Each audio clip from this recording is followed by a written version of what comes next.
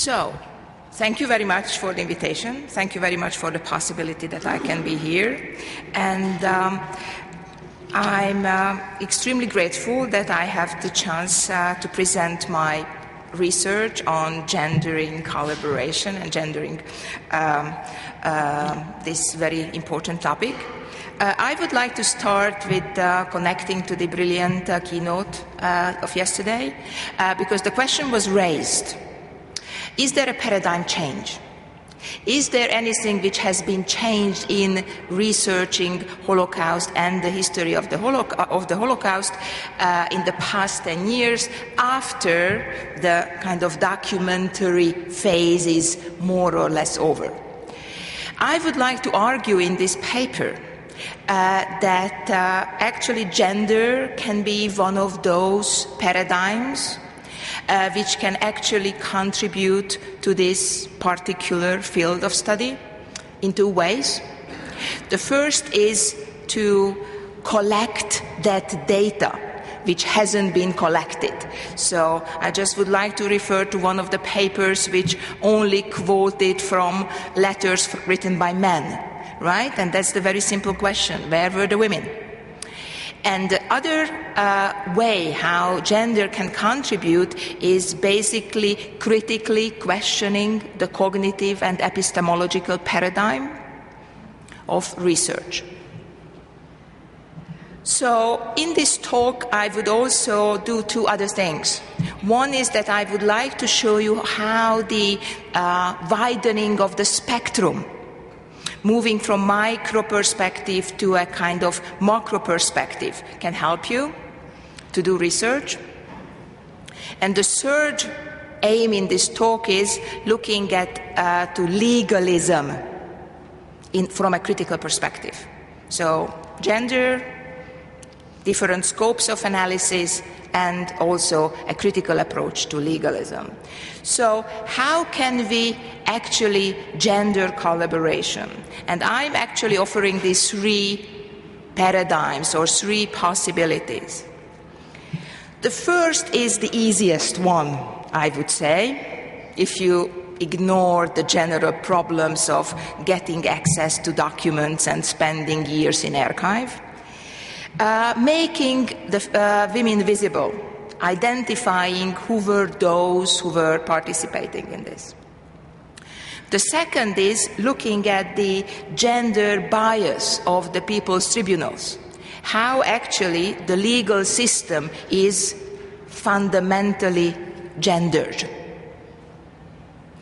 And the third is looking at the microhistory, the micro-historical approach, which is somehow trying to connect these two approaches with certain problems. So that's basically what I would like to do, focusing on Hungary, because that's the country I know the best.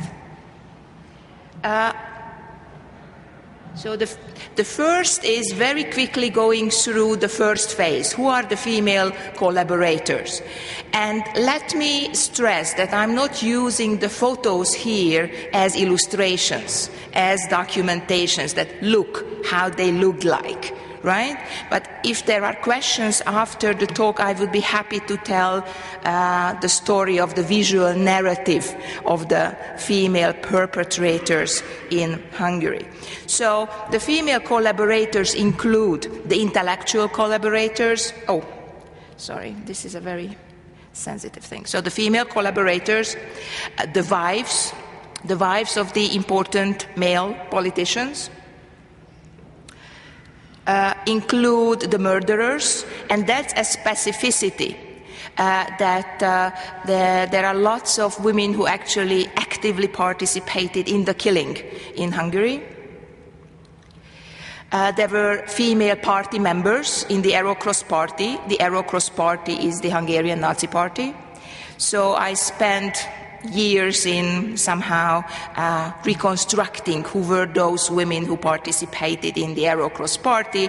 In some districts their percentage was 30%, 30, and in some districts it was like the general 10%. If you look at the present leftist parties, the women actually give 10%. So the 30% interesting. Also, those who were serving in uniforms, who were active in the administration, who were these supporters in this particular political party, and also who were actively participating in mobilizing, organizing women for the war effort. And I squared the two leaders of the women's sections, and you see they were sitting quite a distance in this particular meeting. This has these women hated each other as much as two women can do. Therefore, they produced great material for historians to discuss what kind of attitudes and ideas they had about mobilizing women in this context. So, making women visible, right? And then the other is a kind of legalist, quantitative approach, how you can actually gender the collaboration. Look at the very simple way the documents which were produced by the People's Tribunals. And I was lucky to get a big funding together with Ildikó Barna and with 11 research assistants to go through 22,000 files. And we started with this list of hypotheses, if you can read that. And the book is coming out by the CEU Press next year, so you will have the chance to read. Basically, we found that none of our hypotheses was actually confirmed because there were lots of female war criminals. They were actually middle-aged, kind of settled women, and they were born outside Hungary, and they were coming from small cities, and they were from the middle strata with a high level of education, and they were persecuted even till 1949. So basically all the assumptions which are at the moment in the kind of floating around in the literature were falsified based on this deep analysis of the documents which are there. We were quantifying the data. So this is making women visible, doing a kind of deep analysis, and let's go for the case study. The case study I promised you in the paper, which actually a very interesting example of the problems, and I will finish with making a list of problems which are actually arising from these issues. So the case, this is a history of a house, which is very close to the House of Terror, which some of you might have visited, which was the headquarters of the Arrow Cross. And this is a very simple kind of tenant house, which was a house with yellow, marked with yellow star. I mean, these are my photos. I will not win the WordPress with this, but it shows the purpose. So why I have chosen this particular house? And why I have written extensively about this particular house. First, because on the 15th of October, which is a very remarkable date, that's the date when Horthy tried to move out from the war, and that's the moment of the Arrow Cross takeover. That night, Arrow Cross and SS troops entered the house and massacred 18 tenants, which was unusual at that time, because the massacres were moved out from the city. So that was at that moment, so this was an extraordinary case. The second is, why is this important? Because this group was allegedly led by a woman. So whenever I'm mentioning that I'm working on the women in the Arrow Cross party, all the male colleagues were saying, oh, so you are working on Deli Piroshka, because she became the symbol of the bloodthirsty woman who actually embodied all the gender stereotypes related to the Arrow Cross rule. The third reason why I was looking at this house, that several who lived in that house, survived the deportations, they returned, and they actually erected the first memorial to the Holocaust on the 15th of October 1945. This had been the first monument which was a total, I would say, appropriately partisan action without any kind of approval coming from any kind of institution. That was a civic activity.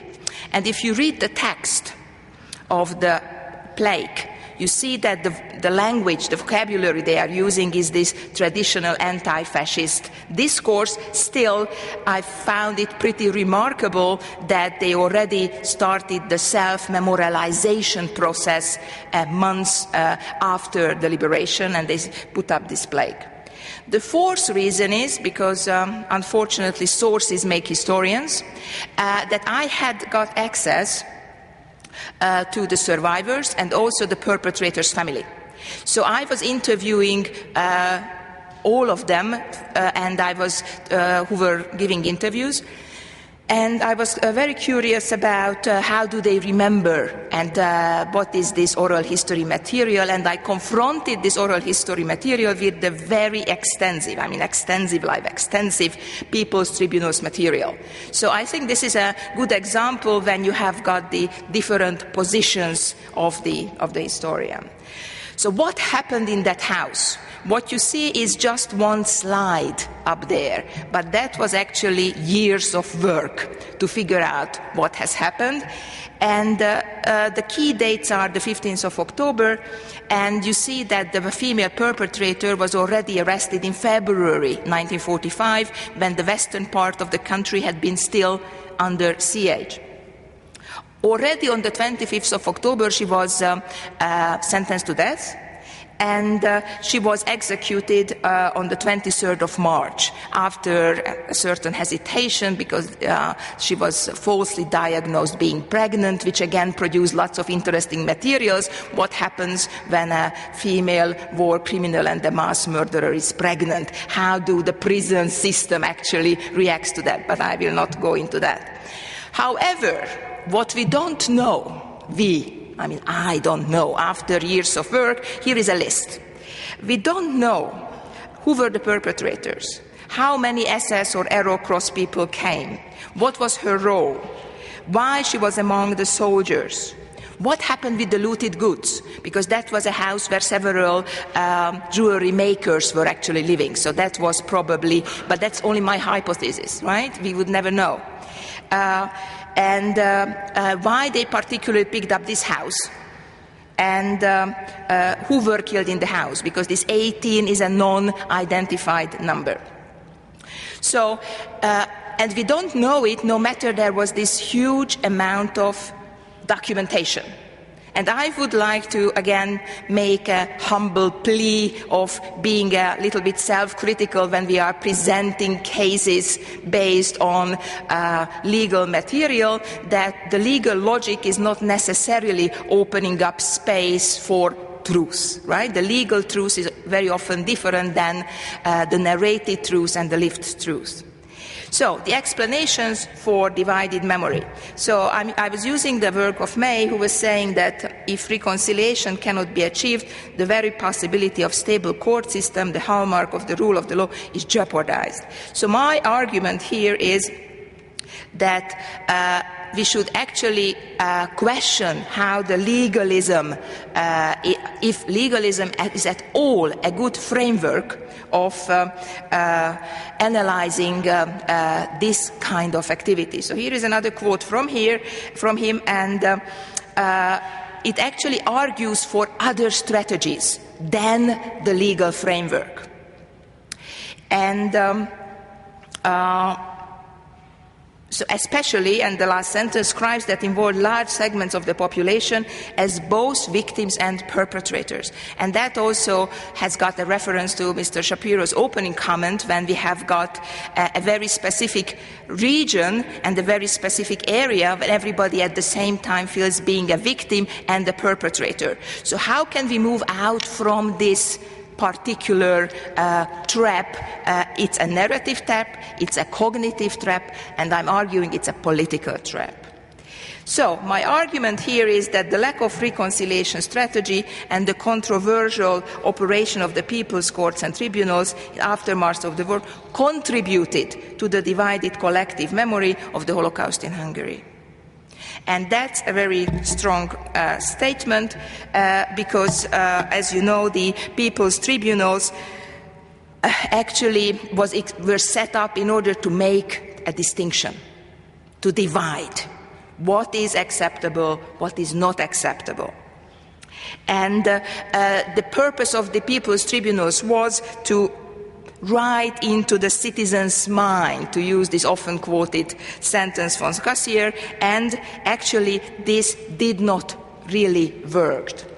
And this, because there is a consensual narrative, and I would like to underline that both the leftist liberal and the conservative anti-fascist historians are basically agreeing in what I'm saying, namely that the people's tribunals were absolutely impossible institutions to make this distinction, for different reasons. And here you have got the two arguments they are using. The first is that the people's tribunals were not legal, but they were weapons in the class struggle. And the other one, which is saying that this was a kind of existed outside the Hungarian legal framework, and they introduced a retroactive legislation. So there is a consensus as far as what are the consequences of this legalism. First of all, let me be very clear here. I'm not arguing that there should have been another alternative. What I'm arguing here is that we have to face the consequences of how actually the people's tribunals worked and how it influences our cognitive processes now, and what are the political consequences, especially if you are looking at the increase and the mushrooming of the anti-fascist discourse in Europe. So, what are the consequences of legalism? First of all, that there is a mismatch between the individual narratives and the grand narratives, and they simply, if you read somebody's testimony in the People's Court and you are interviewing that person, you see that they are telling a totally different story. The People's Court is expected to write into the citizen's mind, and this individualization of the stories, this did not happen. Only anti-communism is there as a narrative framework. And it has got far-reaching consequences. And I will be happy to discuss it with you after the talk. What are the consequences for the progressive political agenda that only anti-communism is there as a framework, and the collaboration is a non-existing framework as the victimization and being the victim of communism is there. So let's see this, how it actually works in this particular case study. Right? These arguments I was mentioning. So how the legal memory contributed or shaped the narrativization of the events? What is the role of the families? Because you very often see this very inappropriate distinction between the public and the private, and actually I'm arguing in this particular case that there was a very intensive interaction between those narratives. The relationship between the micro-history and the grand narratives, and because this is a very particular case, since you have got the inhabitants and the survivors who set up this memorialization process, you can also look at the alternative strategies for reconciliation, which were outside the state framework. So that's again a huge new topic. So I'm giving you two examples only to show this very complex interaction and how this, how the truths, right, in plural, actually came into being. The first is an example of somebody whose husband and uncle and the only son was killed in that massacre. And I spent quite a time following each and every testimony in the house. Who can see what from where? And you see that these testimonies from the beginning, they are actually changing, and later, because there were several court hearings, and she constantly changed her testimony, and at the end there was a canonized version which was published, which was recorded, and which was published in the newspapers. So if there is a historian who is only looking at the newspapers, that person will find that particular narrative and presents it as the truth, right?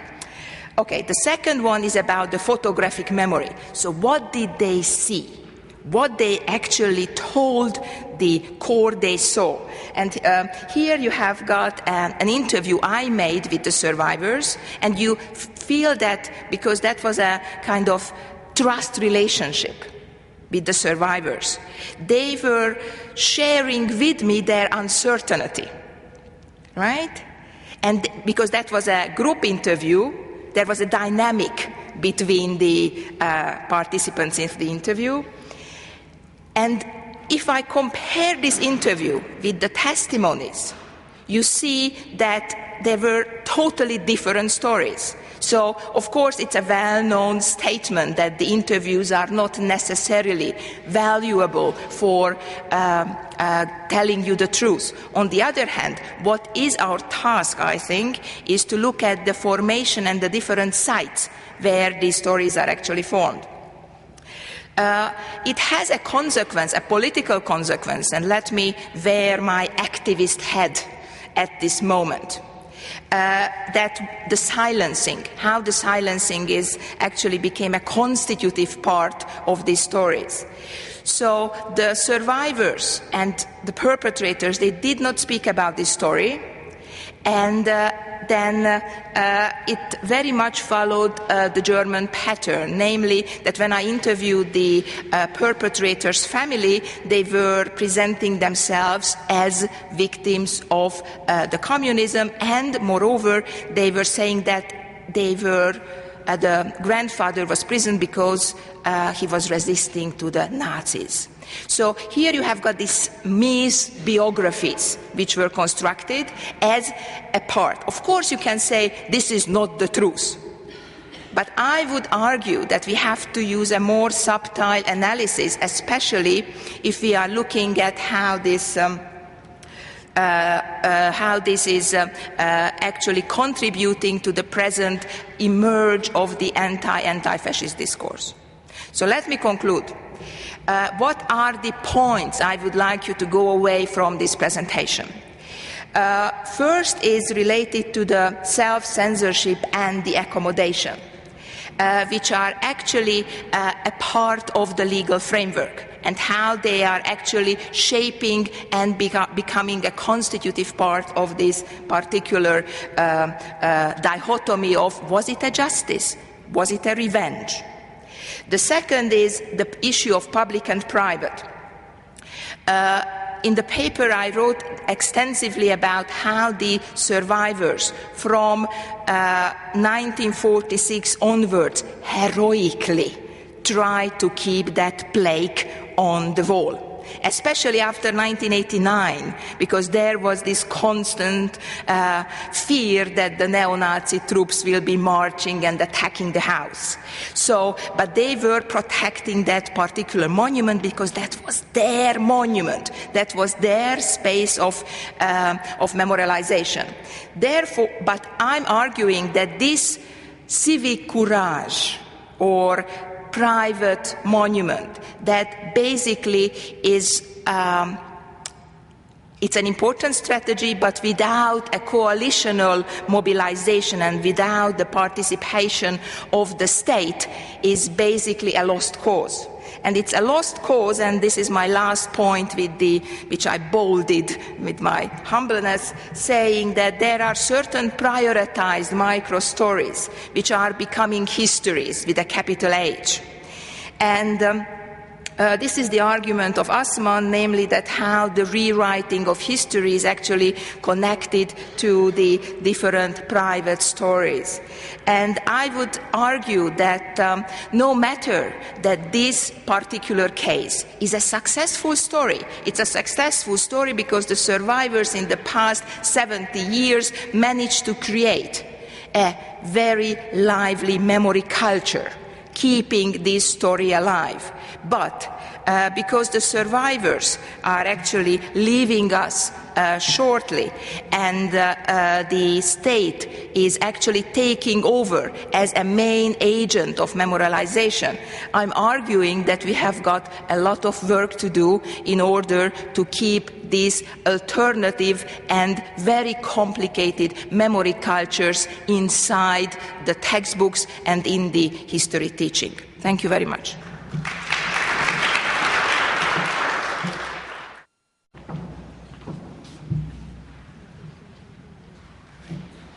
Thank you.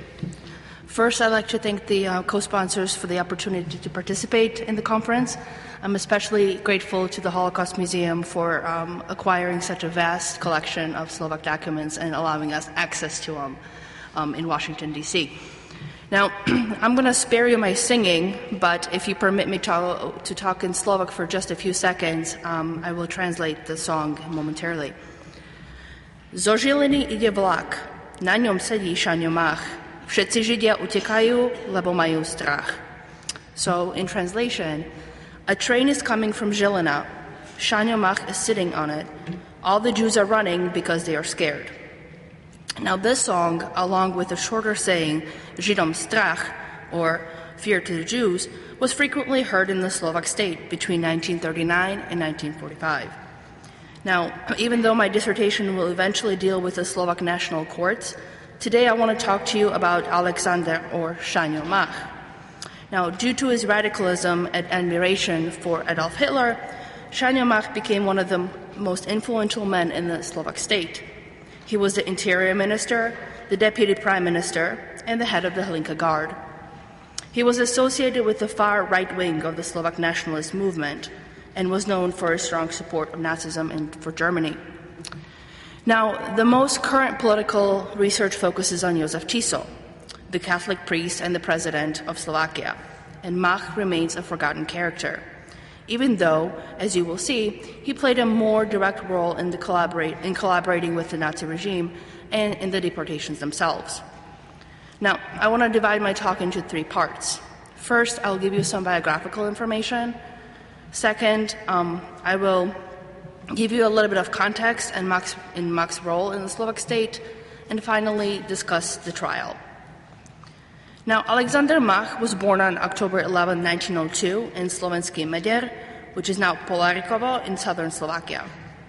His father, Jozef, was a family farmer who brought up his children in a very strict Catholic household.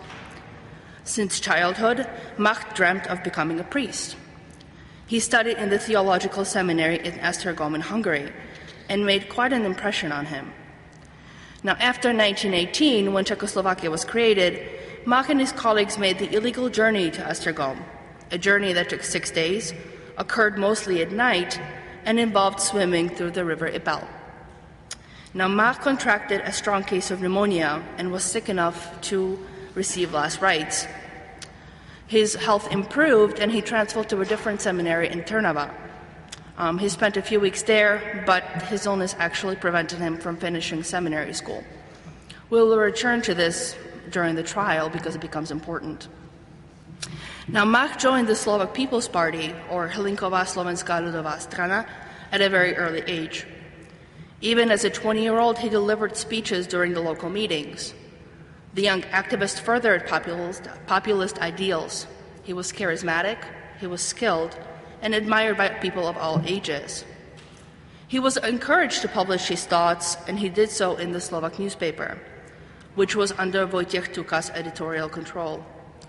When Tuka first heard Mach speak, he convinced him to become an editor of the newspaper in Bratislava. In 1924, at the age of 21, he became the county secretary of the Populist Party in Trenčín. Now, from the beginning, he was one of the leading speakers at some of these rallies. Even at this time, his speeches were fiery, radical, and full of anti-Czech sentiments. These sentiments even landed him in prison for 7 months in 1925. Now, when he was released, his political career progressed rapidly. Since 1936, he was a member of the Populist Party leadership in, as I mentioned, the so-called radical wing. Modeled after Wojciech Tucha, Mach became a radical and a staunch opponent of Czechoslovakia. He came to the fore after 1938 in the Munich Agreement and the subsequent surge in nationalism as a close associate of Tucha and Dorchansky. Known for his rabble-rousing, Mach played a leading role in orchestrating the violence that followed the collapse of Czechoslovakia in March 1939, and as the head of the Slovak Office of Propaganda. Now, Slovakia was created on March 14, 1939, and from the beginning it was under the influence of Germany. The so-called Protection Treaty, signed on March 23, 1939, partially subordinated its foreign, military, and economic policy to Germany. Now, Mach was very ambitious. He longed for power. He was always radical and very nationalistic.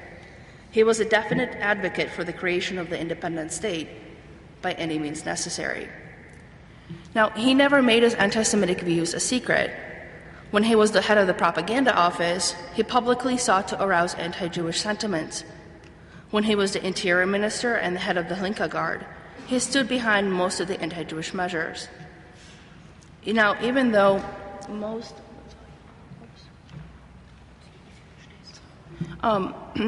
most of the research focuses on the 3 labor camps of Vihne, Novaki, and Serec, the deportation and prosecution of Jews in the Roma is more elaborate.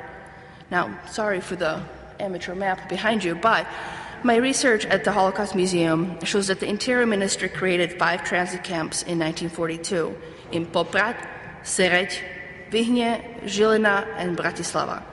Now, the rest of the sites that you see behind me were civilian and military forced labor camps that persisted after 1942, after the deportation ceased, up to the Slovak National Uprising in August 1944. Now, Slovakia not only financed the administrative and security apparatus of the deportations, but they also paid for the so-called resettlement fee to Germany. Slovakia remains the only ally that paid Germany 500 Reichmarks for every Jew that was deported out of the territory. Ironically, the proceeds from the confiscated Jewish property paid for the deportations. Now, the Interior Ministry, Department 14, dealt with the so-called Jewish question. As I mentioned before, Mach was the head of the department and the ministry itself. Now, in collaboration with the Hlinka Guard, the Slovak authorities then transported the Jews to the border, where then they turned them over to the German SS. According to the Shoah Foundation testimonies, Mach himself was present at least 5 transports leaving for Auschwitz. Now, this deportation policy not only helped the Slovak leaders with their relations with Germany, but also played favorably in domestic politics. The first transport left Poprad on March 25, 1942. By the end of October 1942, more than 58,000 Jews were deported. When the news began to spread about that the Jews were being killed, Mach responded in one of his anti-Semitic speeches by saying that, quote, "The talk of the murdered Jews was a malicious fabrication devised by the Jews themselves." Ironically, during the trial, Mach then claimed that he did not know what was happening to the Jews until 1943, when he received a letter from a Slovak Archbishop, Jan Wojtaszak. Quote, "I felt remorse when I found out what was happening to them." In an interview with the Slovak author Juraj Spitzer, which was published in one of his memoirs, Mach wrote, quote, "It disturbed me when I learned that the Jews in Poland were killed. In the summer 1942, I did not know. I wanted Slovakia without Jews, but not at the cost of killing them." Now, these quotations are particularly interesting given the fact that Mach himself wanted to restart the transports in February 1943. His plans sparked new protests from Catholic bishops and the Holy See. So when the formal papal protests arrived in Bratislava, the plan to restore these deportations was postponed. Now, Mach fled Slovakia after the collapse of the puppet government in March 1945. He relocated to Vienna when he was declared the Minister of the Home Affairs in a pro-Nazi government in exile. His family also went into exile in Austria until they were moved to a camp in České Budějovice. Mach was captured, transported to Prague, and imprisoned in Pankráč. After 2 days there, he was loaded on a plane with Josef Tiso, flown to Bratislava. At the airport, he was handcuffed and imprisoned. Now, just to give you a little bit of context about the trials, I'll deal with his specific case in a moment. The Slovak National Council passed a harsh law which created a second and separate legal system from the Czech Republic designed to punish collaborators and war criminals. Czech officials were relieved because they did not want to deal with the Slovak question. They did not want to have to punish the Slovaks for collaboration, a political disaster in waiting. Now, the Slovak Retribution Statute 33-1945 created a three-tiered system of tribunals: a national court in Bratislava, district courts, and local people's courts. The Slovak statute also expressed which of the prominent individuals were going to face the trial before the national courts. Among them, the president, the ministers, propaganda chiefs, and members of parliament. Now, wide opposition from the public undermined the courts from the beginning. On July 28, 1945, a mob in Prešov, a big city in eastern Slovakia, ransacked the Jewish homes and chanted anti-Semitic slogans. The crowd also screamed, I quote, "Away with the people's courts." Now, Mach's trial lasted 71 days, from December 2nd, 1946, until the following March. Even though Mach was one of the defendants, it was truly called the Tiso trial. Mach was charged with Josef Tiso and then also another co-defendant, Ferdinand Dorčanský, the Minister of Foreign Affairs, but he was tried in absentia because he had managed to escape to South America after the war. Now, Igor Daxner, the head of the Senate, presided over the proceedings. There were 3 prosecutors, and Mach had 1 lawyer, Julius Kšinjan, who was described by people as, quote, provincial attorney who probably did not know what was going on. Not the best endorsement. Now, the 213-page indictment consisted of 4 main charges: the dissolution of Czechoslovakia, treason, collaboration, and crimes against humanity. The order reflected the post-war regime's ranking of Mach's worst crimes, the most heinous being the first, the complicity in the breakup of Czechoslovakia. The crimes against humanity formed only a small fraction of the indictment and charged the 3 men with the responsibility for the, quote, the death of approximately 60,000 persons for their racial, national, and religious affiliation. The prosecutors also accused the Slovak leaders of spewing anti-Semitic propaganda even before they gained power, and with the intensification of the persecution of Jews afterwards. Now, Mach pled not guilty and rejected each and every charge against him. Tiso, on the other hand, also pled not guilty and defended his action. For Tiso, it was not a question of guilt or innocence.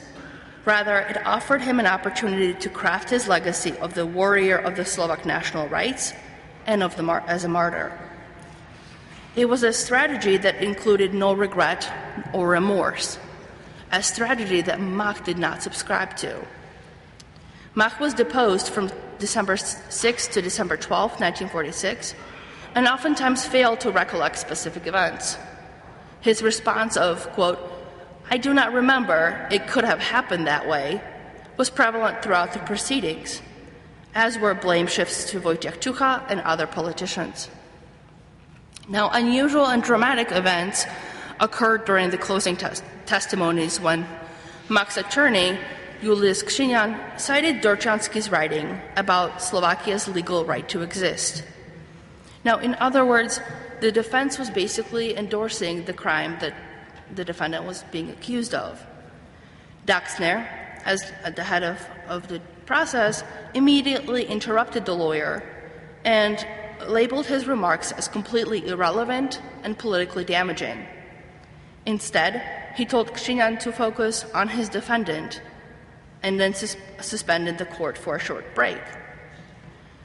During this break, Mach met with Daxner and he withdrew his attorney's power on the grounds that he completely disagreed with the beginning of the closing remarks. He fired his own lawyer and delivered the final speech himself. Since the law did not require the defense to have counsel, Daxner accepted Mach's motion. In his closing remarks, which took 4 hours, Mach sincerely expressed regrets about, quote, acting in error, but with the best of intentions. The closing statements were clear, impressive, and filled with emotion. Most importantly, he took some of the responsibility for his action. His speech was more confident and filled with regret, unlike Tiso's final words. Mach stated, and I quote, "Yes, I admit to a lot of things that you accuse me of.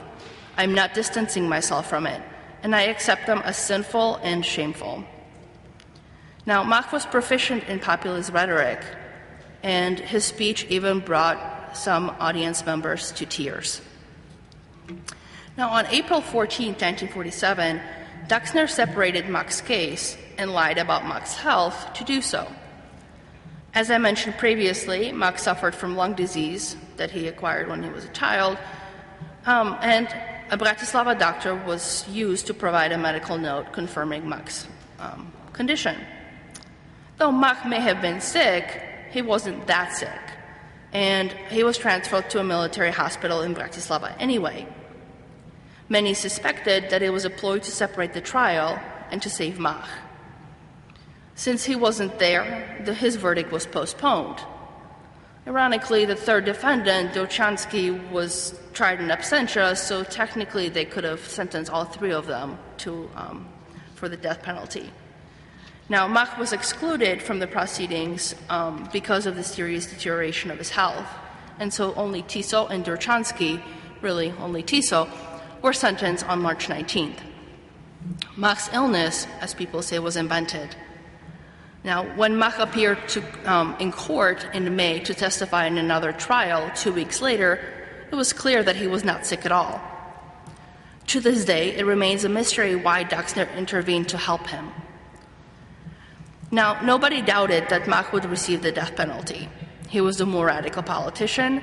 He was in charge of the Interior Ministry, which implemented the deportation of more than 58,000 Jews. It was actually quite the opposite.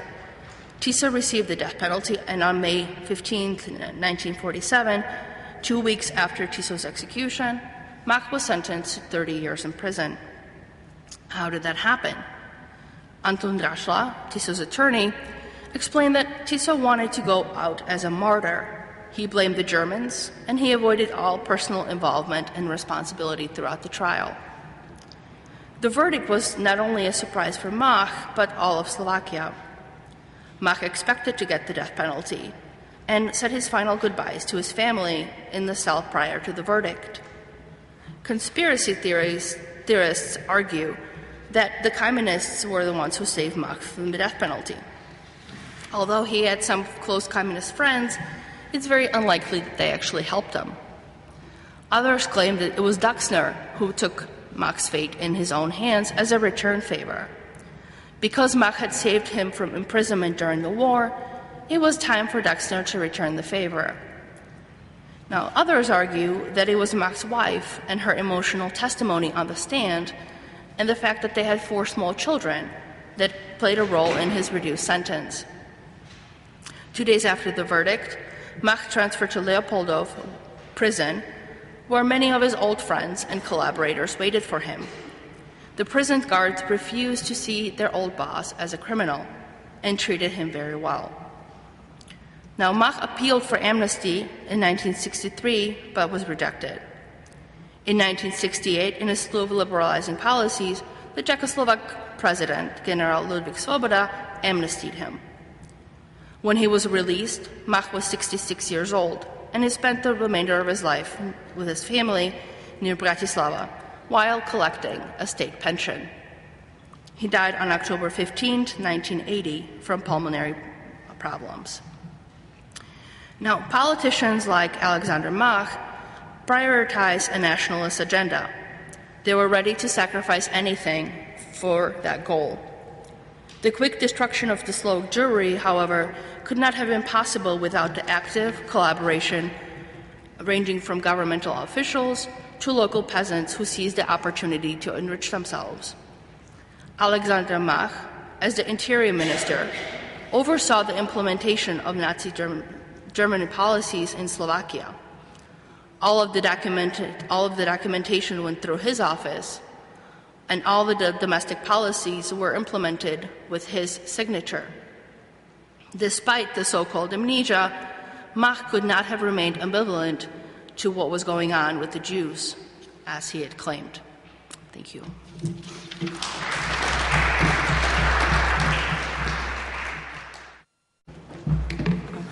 Ich möchte mich für die Einladung bedanken.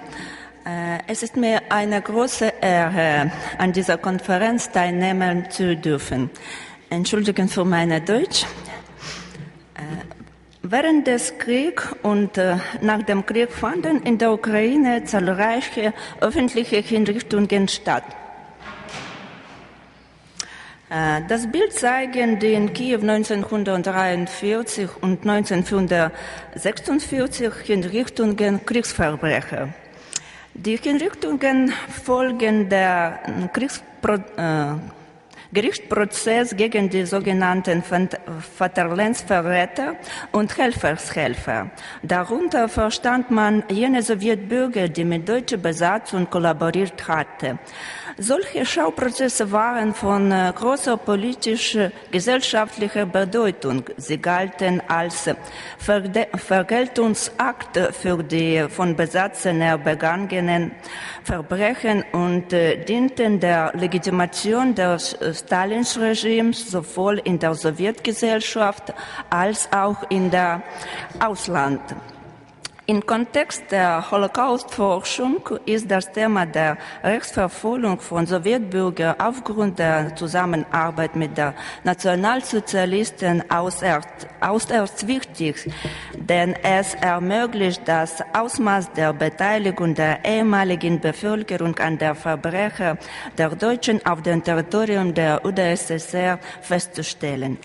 Dabei bilden der Kriminal- und Prozessakten aus den Archiven der sowjetischen Sicherheitsdienste eine bedeutende, manchmal auch die einzige Quelle, die eine ausführliche Beschreibung der Hinrichtungen von Juden in verschiedenen Ortschaften sowie die Zeitzeugenaussagen zu Lebensverhältnissen in Ghettos und Lager enthält.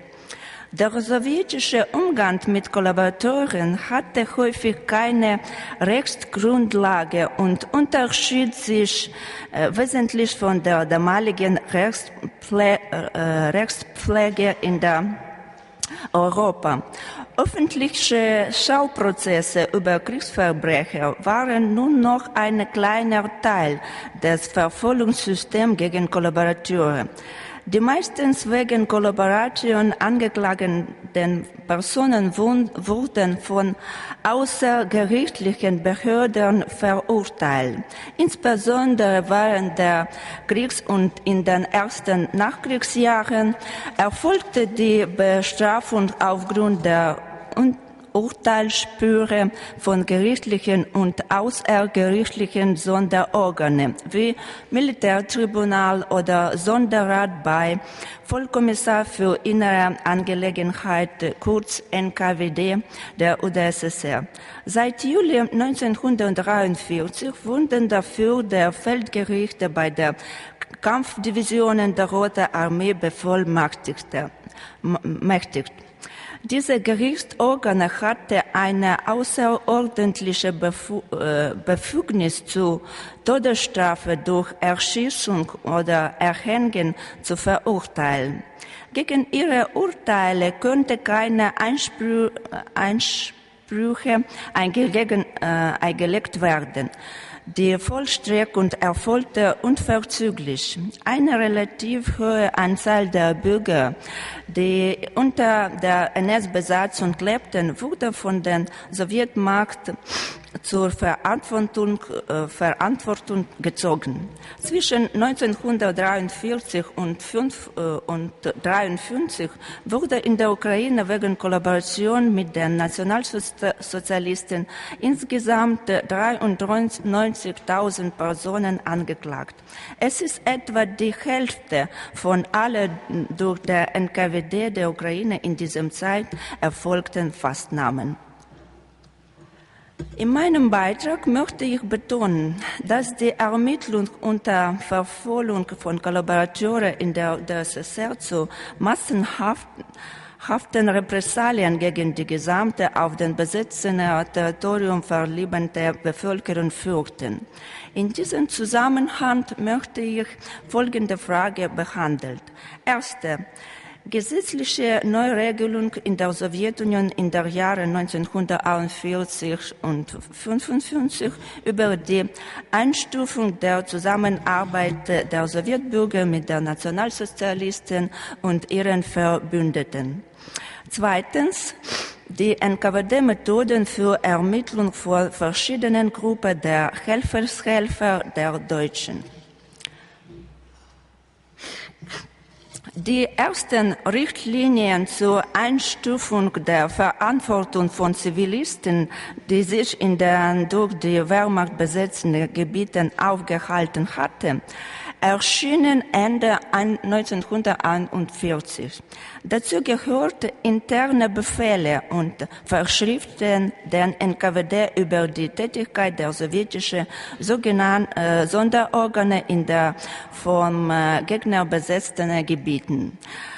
1942 verabschiedeten der NKWD und die Staatsanwaltschaft der UdSSR einige Geheimdokumente mit detaillierten Graduierung von Gruppen der Helfershelfer. Neben unmittelbaren einheimischen Mitläufern unterlagen der Haft auch deren Familienangehörigen.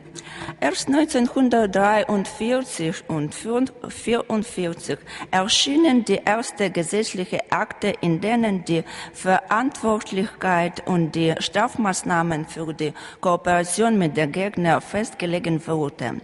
Durch zwei weitere Verordnungen der obersten Gerichtsorgane wurde der Kreis der Verdächtigen etwas enger. Daraus wurden Personen ausgeschlossen, die bei der Arbeit für die Deutschen ihrem Vorkriegsberuf nachgingen. In der Nachkriegszeit traf man in der UdSSR viel strengere Maßnahmen zur Ermittlung eventuelle Helfer der Nationalsozialisten. Dabei hatte man gewisse Nachsicht mit den Zwangsarbeitern und Kriegsgefangenen. Später folgen Erlasse, die zur Rehabilitation der Angeklagten angeblichen Kollaborateure formell beitrugen. Das waren die Amnistieerlassen 1945 und 1955 sowie die Moratorium über die Todesstrafe 1947. Mit der Ermittlung von Vaterlandsverrätern unter der gefangenen Armeeangehörige beschäftigte sich der militärische Anschirmdienst unter anderem Smersh, Tod für Spione. Die ehemalige Kriegsgefangene lieferte man im Jahre 1942 über die Sammel- und Durchgangspunkte der Armee in die Filtrationslager zur Überprüfung ein. Nachdem bei der Roten Armee im Jahre 1942 die Strafkompanie und Sturmbataillone aufgestellt wurde, überführte man ehemalige Kriegsgefangene in diese Strafeinheiten. Mit dem Mit dem Ergreifen der Offensive und Strukturierten der Repatriierungsinstitution wurde das Verfahren der Überprüfung der Kriegsgefangenen vereinfacht. Soldaten wurden den Reservesammelpunkten der Armee zugeteilt. Militärische und politische Führer kamen zur weiteren Überprüfung in die NKWD-Sonderlager. Für die Fahndung nach Zivilpersonen, die mit dem Feind kollaborieren hatten, sowie für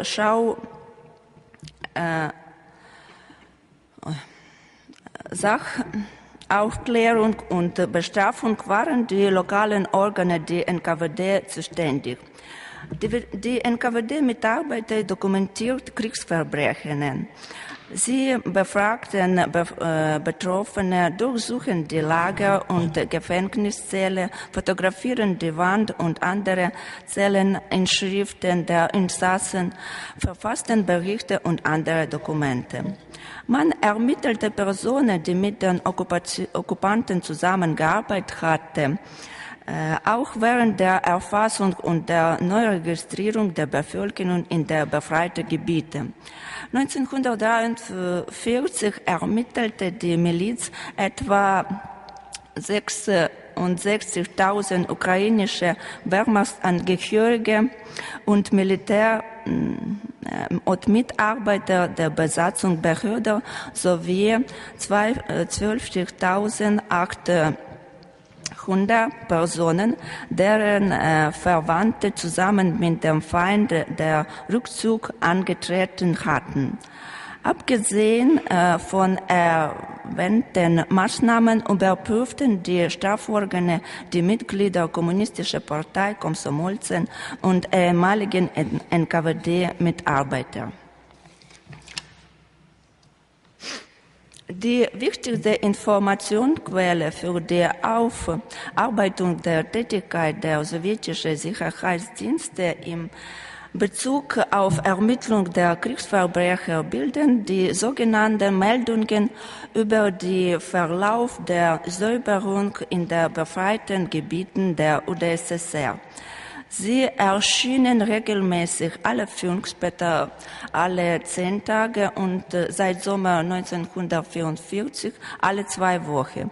Die kurz gefassten Meldungen enthalten statistische Erhebungen zur Anzahl der Menschen, die für ihre Handlungen während der Besatzung von NKWD festgenommen wurden. Jedes Gebiet meldete seine Statistiken in Übereinstimmung mit der festgesetzten Kategorie der Zusammenarbeit. Zum 30. Januar 1944 wurde beispielsweise in der Ukraine 19.228 Personen verhaftet. Sie können sich verschiedene Kategorien der Zusammenarbeit sehen. Festangestellte der Gestapo, Gegneragenten der Spionage Verdächtigte, Gendarmeriebeamte, Hilfspolizisten, Mitarbeiter der NS-Verwaltung, Mitglieder der OUN, Vaterlandsverräter, Verräter, russische Предатели, Aktivhelfer, Helfer der Deutschen und weitere antisowjetische Elemente. Wie aus den oben genannten Zahlen hervorgeht, beträgt die Anzahl der Angehörigen der Militär-, Polizei- und Verwaltungsstrukturen, die theoretisch an den Verbrechen beteiligt waren, nur 8.643 Personen, nur 43%. Bei weniger als der Hälfte der Festgenommenen bestanden also formelle Haftgründe. Was das Ausmaß der Beteiligung der einfachen Beamten der Polizei und der Zivilverwaltung an der Kriegsverbrechen angeht, so ist das ein großes Thema der Forschung und Diskussion, das ich in diesem Beitrag nicht erörtern werde.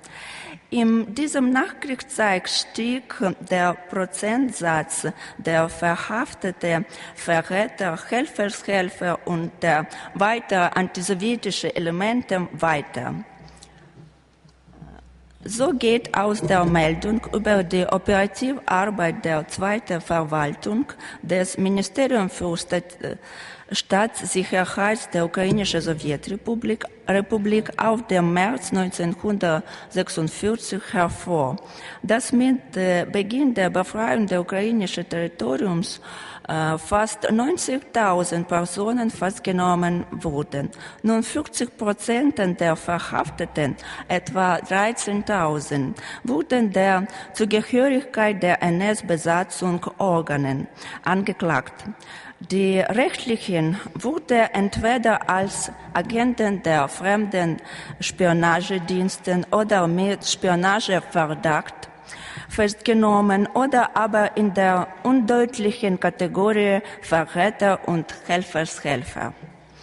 Die typischen Beispiele der Inhaftierungen, die sich in der 5-tägigen Meldung und Dienstzetteln der NKWD finden, zeugt davon, dass die Welle der Säuberung gegen Kollaborateure und allerlei feindliche Elemente bei Kriegsende in die schon bekannten Massenrepressalien verwandelte. Eine unbedachte Kritik an die Sowjetmacht konnte als antisowjetische Agitation angelegt werden. Der Verbleib in Polizei- oder SD-Haft könnte zum Ansatz der Anklage wegen Spionage werden. Als Helfer bezeichnete man diejenigen, die ungefährliche Kontakte zu den Vertretern der Besatzungsmacht unterhielten. Harten Überprüfungen wurden sogar zahlreiche ehemalige Opfer der NS-Verfolgungen ausgesetzt. Selbst am Beispiel eines Häftlings kann man schließen, dass die Anklagen ans Absurde grenzen. Ein Beispiel dafür: Der Jude Pesha Basin war als Gestapo-Resident festgenommen. Geboren im Jahre 1930 in Donetsk, geriet er im September 1941 bei Kiew in der Kessel und danach in der Gefangenschaft. Er wurde in Boryspil und Kiew in der Lager für Kriegsgefangene festgehalten. Es gelang ihm, seine jüdische Nationalität zu verheimlichen. Als Ukrainer wurde Basin aus der Gefangenschaft bald entlassen. In der Besatzungszeit hielt er sich in einem Dorf Charkow-Gebiet versteckt. Von dort wurde er im Juli 1942 zur Zwangsarbeit deportiert und in einem Hüttenwerk eingesetzt. Ausschlaggebend für seine Festnahme war der Umstand in seiner Biografie als Zweiarbeiter, dass man ihm in 1944 nach einer Krankheit zur Arbeit in Lagerverwaltung eingesetzt hatte. Nachdem Basin durch Agenturmethoden zum Sprechen gebracht worden war, wurden 2 weitere Bürger aus dem Gebiet Charkow verhaftet, die mit ihm im gleichen Arbeitslager in Deutschland gewesen waren. Die Tatsache, dass ein Jude dem Tod entgehen könnte und in der Lagerverwaltung tätig war, könnte gegenüber der Massenvernichtung der jüdischen Bevölkerung nur noch als Zusammenarbeit mit Gestapo interpretiert werden. Zum Schluss. Im Zeitraum 1943-1945 wurden wegen Zusammenarbeit mit den Deutschen über 320.000 Sowjetbürger verhaftet. Wenn wir diese Anzahl mit ca. 100.000 von Deutschen und Österreichern, die in ganzem Europa in der Sowjetunion als Kriegsverbrecher verurteilt wurden, vergleichen wollen, so wird klar, dass viel mehr Sowjetbürger wegen Kriegsverbrechen während der NS-Besatzung vor Gericht kamen. Diese Erscheinung ist keine sowjetische Besonderheit. Dennoch war die Rasche an Kollaborateure in europäischen Ländern nach dem Krieg viel grausamer und blutiger im Vergleich zu den Gerichtsprozessen über deutsche Kriegsverbrecher. In diesem Sinne wies die Ukraine eine Besonderheit auf, die Formen der Zusammenarbeit sowie die Spezifik der Verfolgungen, Tatbestrafung und Härte der Strafe beeinflussten. Die Ermittlung und Fahndung nach tatsächlicher Kriegsverbrecher, insbesondere nach Teilnehmern der Massaker an jüdischer Bevölkerung, wurde nicht zur einzigen oder vorrangigen Aufgabe der sowjetischen Geheimdienste in den befreiten Gebieten.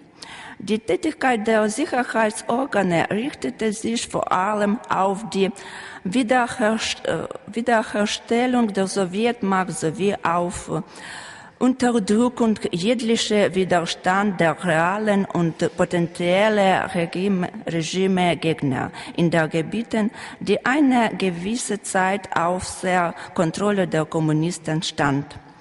Statt früherer Klischees etwas wie kontrarevolutionär wurde neue Besichtigungen wie Zusammenarbeit mit Nationalsozialisten, Faschisten oder Beteiligung an Kriegsverbrechen immer öfter im politischen Kampf bei der Neuordnung der sowjetischen Nachkriegsgesellschaft gebraucht. Danke für Ihre Aufmerksamkeit.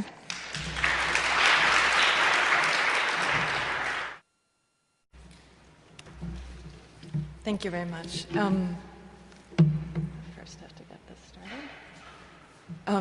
I think that Tetiana's and my presentation actually complement each other perfectly. There is a little bit of an overlap, but I think a different focus. So I also understand that I am the last thing that is standing between you and the discussion at lunch, so I hope you can bear with me.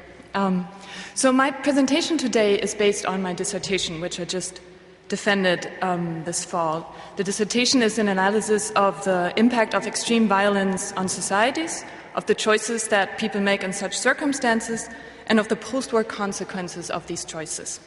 So what I want to do in the next 15 minutes or so is I will start with a few sentences about Belarusia's wartime history, and I will then sketch out my general understanding of individual agency within that particular context.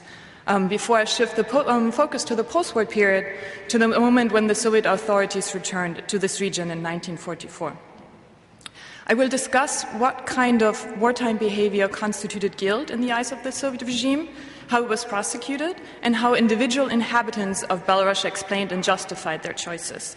I argue that although the Soviet authorities had no understanding of the moral gray zones of occupation, and although, of course, the Soviet legal system as such was unjust, the post-war treatment of those who had worked for the Germans was nevertheless not quite as strict and more complex than wartime ideological thinking and practices had suggested, and overall not free of ambivalences. Now, let me start with a few sentences about the history of this region during the war and how I understand individual agency within that context. So as you know, Belorussia was a Soviet republic that doubled its territory and population after the Soviet annexation of eastern Poland in 1939, and that was then occupied by the Germans from 1941 to 1944. It was one of the main sites of the Holocaust, and it was also at the center of Soviet partisan warfare against the Germans. So the situation in occupied territory was such that for the local population as well, impossible not to come in contact with the occupiers. The German administration depended heavily on local personnel, and people became complicit or entangled in German crimes. However, for locals, it was likewise impossible to stay neutral in the fight between Germans and Soviet partisans, a fight that essentially took the form of a civil war in this region due to the involvement of locals on both sides. As a result, civilians found the space within which they could act clearly circumscribed, first by the Germans and later by both the Germans and the partisans. That space was, of course, much smaller, almost non-existent for Jews, and it was much larger for non-Jews. So non-Jews usually had a range of options at their disposal that they could decide to pursue or not, such as joining the local police or not, or taking Jewish property or refraining from that. However, as the fight between Germans and partisans intensified, many of the choices that non-Jewish civilians were forced to make often had an equally destructive effect on their individual lives, families, or social communities.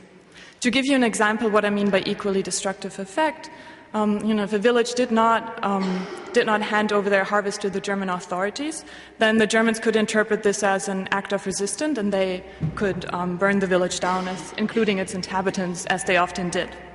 If the villagers did hand over their grain to the Germans, then the partisans could interpret this as an act of German-friendly or anti-Soviet behavior and could inflict violence on the peasants or in the village head, which in some cases also including attacking whole villages and setting them on fire. So this is sort of the starting point for my analysis. When the Soviets returned in 1944, the choices that people had made on occupied territory and the choices that they had been forced to make haunted Belorussia, haunted state and society. So, as Tetiana has argued and shown so well, for the returning Soviet authorities, finding out what people had done under the Germans was a task of utmost importance and inextricably linked to the re-establishment of Soviet authority in that region. The question, however, was not just how people should have been punished, that is to say, whether the people who had worked for the Germans should receive forced labor sentences or the death penalty. For the authorities, by which I here above all mean secret police officers and the military courts and party leaders, the question was also just to determine what exactly working for the Germans, or as it's usually put in the sources, работали у немцев, had usually entailed. So the problem was obviously that working for the Germans was a very vague and broad expression. It could be understood in a narrow sense, meaning people like policemen, town mayors, or village head who had represented the occupation regime in localities, but it could and was often also understood in a much broader sense and included the many Soviet citizens who had worked in German overseen institutions or enterprises, for example, teachers, office clerks, or industrial specialists. Now, I'm just going to say a few sentences about the legal prosecution before I get back to this question of what did working for the Germans mean. So Tetiana has so well provided the main framework in her talk.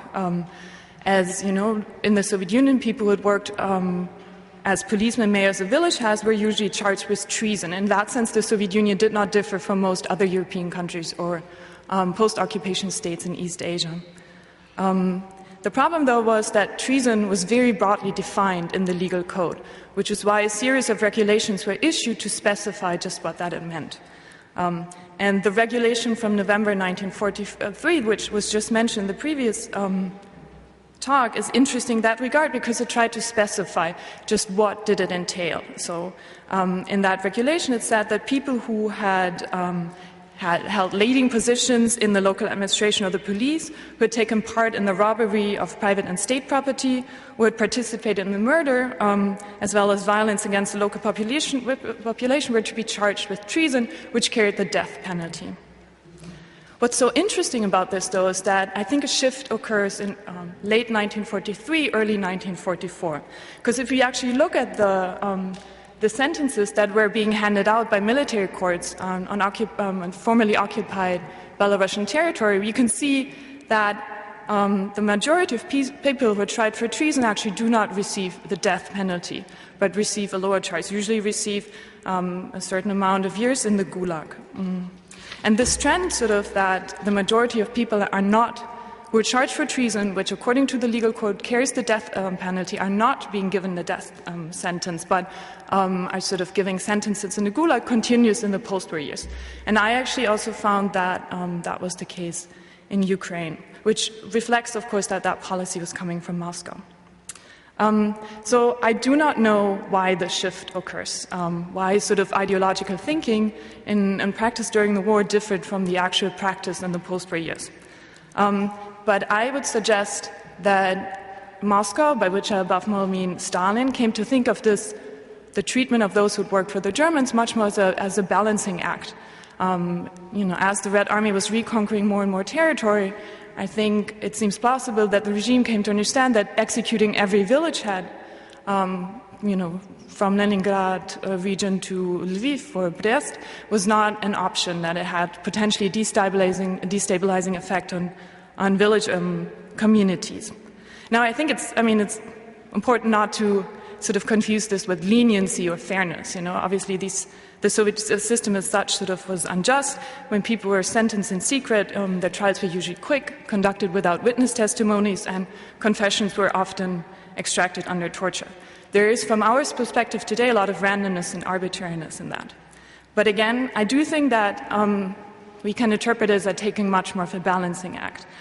Because, for instance, if you take the case of Belorussia, if every village would have been executed, the number of people who had received the death sentence as a result of alleged collaboration with the Germans would have been much higher than the number of people who died, who were killed by the regime in the years 1936 to 1938 during the Great Terror. So that's just sort of to give a sense of the overall proportion, and which also might explain why sort of Moscow adjusted its policy. So before I move on to how individuals thought of their own wartime behavior and how they justified it and explained it vis-à-vis the Soviet authorities, I wanted to show you a picture of an early trial that took place in a village. So this is sort of a very early trial as the Red Army is reconquering territory. This is not taking place in Belorussia, but in neighboring Smolensk region. And on trial, you can see here, if I find... You can see here on trial is a former village head. This man standing over there. And you can see how improvised and quick these trials were. There's an army unit, there's a troika, which sort of closely resembles the way that it very much looks like the tribunals that the secret police had organized in the 1930s during collectivization and the Great Terror in order to quickly hand out verdicts. All you needed was like a table, 3 people, a military unit, and then you would conduct the trial in that actual village. So later on, these trials are much less improvised and much more organized. But this was probably an affair that took place within just a couple of hours. So apart from these policy shifts in Moscow, I think the post-war Soviet punishment process also revealed that state and private actors had very different understandings of what constituted morally right or morally wrong behavior in the context of the occupation. And I would like to quote to you from a letter that a man by the name of Mikhodievsky wrote in March 1946 to the Supreme Soviet, because it serves as a good example. So he was born in Minsk in 1912. He worked as a German language teacher before the war. During the war, he stayed on occupied territory. The German Labor Office ordered him to work either as a teacher or as a translator. So in his letter he writes, "To work as a teacher meant raising children in the spirit of fascism," which is, as he says, he chose to work as a translator in the industry section of the Minsk city administrations. When the Soviets returned, he was sentenced to work in a forced labor battalion. As he wrote, and I quote, "I work here together with former policemen and their family members, a group of people that I can neither be compared to with regards to my activities under the Germans, nor with regards to my moral qualities. The country needs specialists, the school needs teachers. After all, I have the knowledge and the abilities and the strong desire to be of as much use as possible to my country." So I think this letter raises an important question. Given the conditions of the German occupation, just how should people have behaved? In other words, what constituted morally right or morally wrong wartime behavior? In this case, Mikhodievsky maintained that it had been possible to work in regular minor jobs, so meaning here as a translator within the city administration, but not to work for the Germans in the way that a policeman, or in this case, a teacher had done. So he essentially argued that due to the constraints that the Germans imposed, people on occupied territory had no choice not to work for the Germans. Yet, just what working for the Germans meant differed from person to person. He essentially asked the regime to make that distinction.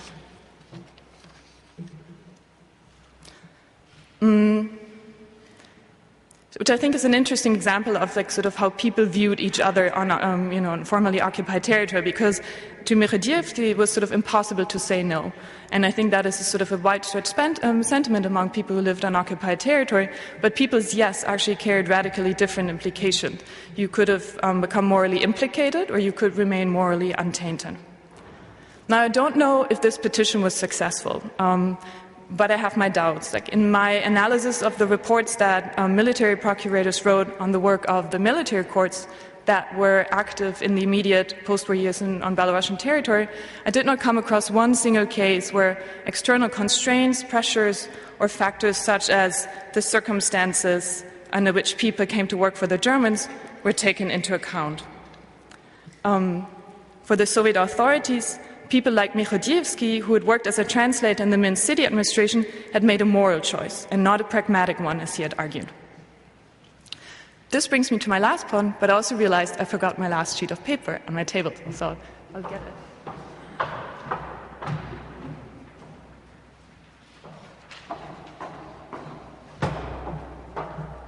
Sorry about that. Okay, so this brings me to my last point. As said, I did not find any evidence that the Soviet authorities acknowledged that the moral, what we could call the moral gray zones of occupation. Passivity, sort of in the struggle with communism's archenemy, was considered unacceptable, and the suspicion that the returning Soviet authorities held toward those who had stayed on occupied territory ran very deep. However, that does not mean that everybody who had worked for the Germans in the broad sense of the word, meaning the teachers, the industrial specialists, the office clerks, were in any sort of way punished for that kind of behavior. Indeed, a substantial amount of people continued to be employed in the same field of expertise under the Soviets in which they previously worked for the Germans. So teachers are a good example, for instance. Of the 4,500 teachers who by June 1946 were employed in the schools of Minsk region, for example, about 3,300 had lived on occupied territory. And a third of these had even worked in schools or other German institutions. So I think there are several reasons what accounted for that. And that is sort of something that we do not only see with teachers, but, let's say highly qualified workers in enterprises or factories or office clerks. I think there are several reasons that can explain that. One of is, of course, pragmatism and a lack of cadres, or you can say compromising on ideological questions. It is very possible that these teachers were replaced, that sort of new graduates keep coming in. The teachers also had to undergo retraining measures, so there are extra evening and Sunday lectures on the correct ideological upbringing of children, Soviet patriotism and Marxism-Leninism. So clearly there was a sense of we don't know what our people did, and we do need to make sure that they are sort of in line with what we want them to teach. Beyond that, I do think gender also might have played a role. Most of the people who were employed as teachers in the post-war Belarusian state were women, and it seems likely to me that the Soviet state had different gender expectation, meaning that for a man who had stayed on occupied territory, it was unacceptable not to have joined the partisans, whereas for women who were usually considered responsible for taking care of children and elderly, this was not an expectation that the regime had. So I think the gender in that case worked to the advantage of these women. And lastly, I think, of course, incomplete information also played a role. In the post-war years, it happened frequently that an individual had, his or her alleged treacherous behavior uncovered by the secret police, and whenever that happens, the party leaders called for more vigilance, and they spoke of enemies still in hiding. So there's also, I think, a fear and insecurity in the regime that they, even though sort of they were quickly able to re-extend their surveillance network and put the secret police in case, the regime always has a certain uncertainty, is kind of afraid. They don't really know, do we really know everything? So to sum up, what to make of this? So the point that I wanted to make is as follows. I do think that the Soviet regime's treatment of those who had worked for the Germans was, as said, not quite as strict as decreed during the war, and more complex than the wartime approach towards those who were deemed traitors had foreshadowed. In my interpretation, towards the end of the war, Moscow came to think of it much more as a balancing act. But I do think that the ambivalence that was sort of inherent to this balancing act lingered on for many decades. On the one hand, the post-war Soviet regime officially maintained that the war had been an all-people's war, meaning that everybody on occupied territory, every civilian, had stood united behind the Soviet partisans. On the other hand, the regime never really figures out, or never really manages to figure out, just what to think of people who had stayed on occupied territory and who had not fought with the partisans.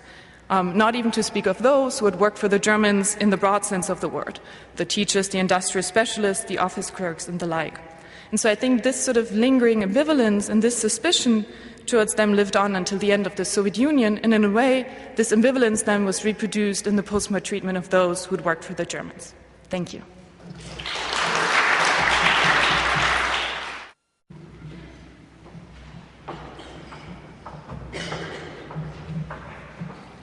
Thank you very much. Now we have some 20 minutes for discussion and questions.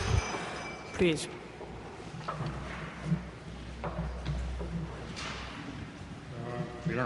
Wiener Wiesenthal-Institut. Meine Frage geht an Andrea Pető. Und danke für diesen sehr präzisen und konzisen Vortrag. Meine Frage wäre, ob ich richtig gehe in der Annahme, dass dein Vortrag eine Art Verifizierung der Thesen von István Bibo ist. Also István Bibo sagte 1949 durchaus das Ähnliche, was du sagst. Die Volksgerichtsbarkeit ist gescheitert. Und mit einem anderen Instrumentarium, mit einem anderen Vokabular sagt er, es gibt eine Divided Memory, diese getrennte Erinnerung. Und er benennt sogar eine Strategie, um das zu überwinden, wenn ich mich recht erinnere. Er sagt nämlich, wir müssen Räume schaffen, in denen diese beiden Erinnerungen verhandelt werden können, neu definiert werden können. Und für mich scheint, also das ist eben meine Frage, dass der Raum, den findest du jetzt, finde ich, nämlich in der Cengeriuca, in diesem Mietshaus, wo de facto der Verhandlungsgegenstand diese Erinnerungsplakette wird. Das war mir jetzt nicht klar, wie diese Auseinandersetzung ausgeht. Aber liege ich jetzt, also die Frage wäre für mich, liege ich jetzt vollkommen falsch in dieser Interpretierung deines Vortrages oder ist es mehr oder weniger eine Falsifizierung der Thesen von István Bibo? Nämlich, du sagst am Ende, und das sagst du sehr normativ, dass diese individuelle Erinnerung, die in den Familien verhandelt wird, also auf dieser Mikrogeschichte, irgendwann einmal zur großen Geschichte wird. Und das glaube ich nicht ganz. Also genau das ist ja auch der Raum, wo Geschichte verhandelt wird. Also wir sehen in Österreich ja den Fall, dass in dieser Mikroebene diese Geschichte in den Familien verhandelt worden ist und dort die ganz traditionelle österreichische Auffassung, nämlich die ähnlich ist wahrscheinlich jetzt wie die ungarische, ja auf einmal zur Disposition gestanden ist, also zumindest in gewissen Bereichen, ich will das jetzt nicht ausschließen, aber doch sich hier auch Änderungen ergeben können und eben dieser Raum auch ein Verhandlungsraum ist.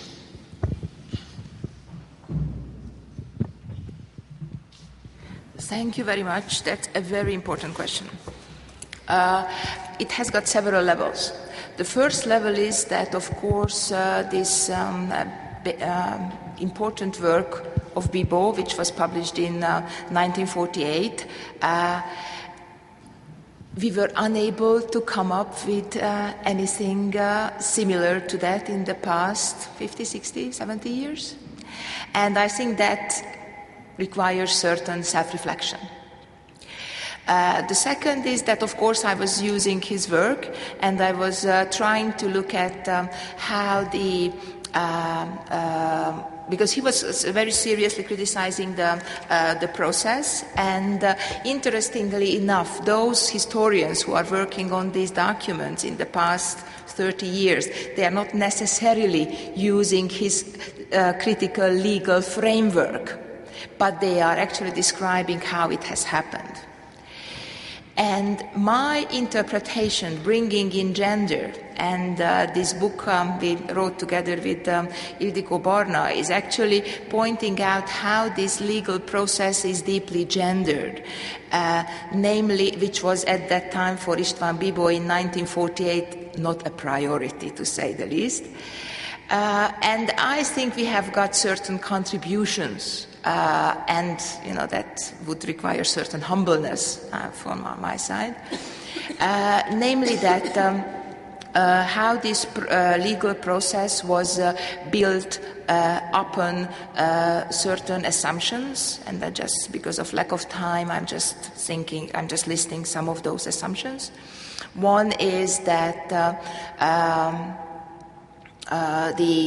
those women who got into this process, they actually got out with a much lenient sentence because they were not expected to contribute to any sense to the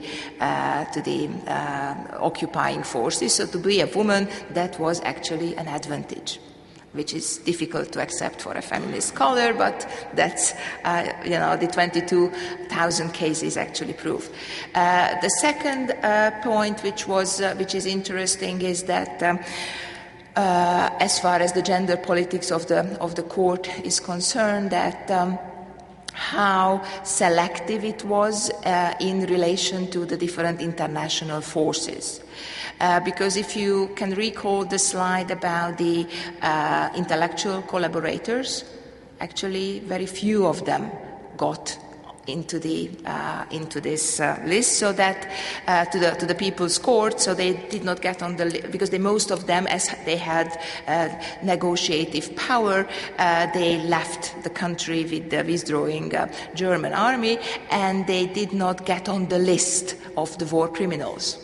So, and then some of them returned after 1989 as victorious fighters of anti-communism. So, in a sense, when Bibo was writing his phenomenal work about this question, I believe that he did not have that perspective, which is a kind of self-critical perspective related to the gendered expectations and biases of that particular court and the international system. And as far as in relation to the memory is concerned, and of course the Austrian case is a very good point for finding connections, I believe that if you look at the most often, if you are working in memory studies, you cannot avoid the term of multi-dimensional memory, which is this new buzzword hoping to solve all the problems of memory studies by Michael Rothberg, as a possible solution for finding connections for the different memory cultures. And this concept of multi-dimensional memory, which is expected to negotiate and offer a space between the different experiences, actually has got a normative edge. And if you are asking about what is the relationship between history and the different memory cultures in the present-day Hungary, I would identify this illusion of this normative illusion of the concept of multi-directional memory, that there should be a communication between the memory cultures. And this kind of non-communication is the statement, what I would like to say, that these memory cultures are existing independently and not in a relation to each other. And this communication needs to be facilitated. And this facilitation can only happen through institutions, through NGOs, through different state initiatives or non-state initiatives. And my experience working not only with this particular case, but I did an extensive survey of the lawyers who actually participated in this process, those who were helping the different perpetrators to get away with very lenient sentences, that this kind of communication is basically not happening, and these memory cultures are remaining separate. I don't know if that's more or less what you wanted to ask. Okay, thank you. Thank you. Next, Natalie, please. Hi, two questions. Tom Friedel, University of Toronto. So one question is for Vanda. Vanda, I really enjoyed your sort of delving into like this case. So mentally, I'm sort of comparing the Polish cases in a post-war climate, and I wonder if you could sort of provide more of a framework. How many were there, for example? How long was the mandate, etc. So just sort of the bigger picture of all the cases in Slovakia. And then one question for Tetiana. I was really fascinated by your discussion with the village heads, and I apologize if I missed this. Could you tell us more about what their role was under the occupation? For example, in a Polish case, if a village head left his post, he was essentially facing sabotage. Oh, sorry, yeah. So yeah, village heads, if you could sort of develop that and tell us what their responsibilities were. I guess I'll start. So one of the big differences with the court cases between the Czech Republic and Slovakia was that in the Czech Republic, most of the collaborators were punished, whereas in Slovakia, they were acquitted. I just started looking at cases, but it's about 20,500 cases in total. About 12,500 people were acquitted, and about 8,000 were prosecuted and convicted, which goes out to about 38% of a conviction rate, whereas in the Czech Republic that conviction rate is much higher. Most of the court cases occurred in the county courts. About 75 of them were in the national court, and about 500 of them were in the local courts. Can you repeat question? I not understand.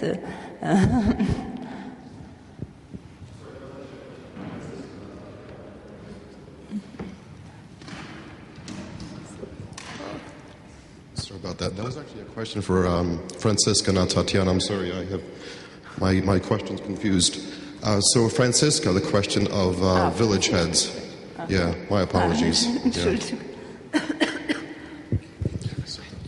About the responsibility of the village heads, that's a complicated story. So they were put in charge by the Germans as soon as the Germans advanced onto occupied territory. And very often, at least what I know from Belorussia, Germans would come with like 2 officers into the village, and then the village was told, now choose your own representative. So what villagers often ended up doing is they would choose the person who had the expertise, which usually was the head of the former collective farm in the eastern Belarusian part that was already collectivized, and in the western, formerly Polish part, it also would be somebody who had some sort of authority in the rural community before the war. So a lot of these people end up in these positions, in my understanding, kind of randomly. But that doesn't mean that they don't become entangled in German occupation policies or even crimes. They're responsible for meeting the grain quotas that the Germans set, and this is sort of when they get often into this dilemma of having to meet the requirements or having to meet sort of the request of the Germans or having to comply with the request of the partisans. There also are often there are examples of village heads who participate or somewhat provide the transportation or the resources for the murder of Jewish communities, or people who participate in sort of uncovering Jews in hiding, or if Jews are being uncovered in hiding, then they're being brought to the village head because that person is the local representative of German power. So there is a clear entanglement / complicity with the German regime, but I think what the really interesting question here is how do people end up doing these things, even though, they end up rather randomly in these positions and not because of choice or ideological alignment with the Germans. So I don't know if that sort of clarified that question. So now, please, Natalie. Was the first. Yes, was first. Everybody was first. Okay. No, it's Kinga? okay. So, there is 5 or 6 questions, but so. Very busy corner. I have a question for both of you, to Franziska and Tetiana, and a question to Dr. Pető too. So I wonder how in your balancing act the deeds against the Jews play a role, to what extent they are specified as such, how they measure in that measure of justice, and I wonder about gendering, and if you could discuss a little bit more how the culture of memory of survivors or victims more broadly, how gendered is that memory in your experience in both looking at testimonies and interviews?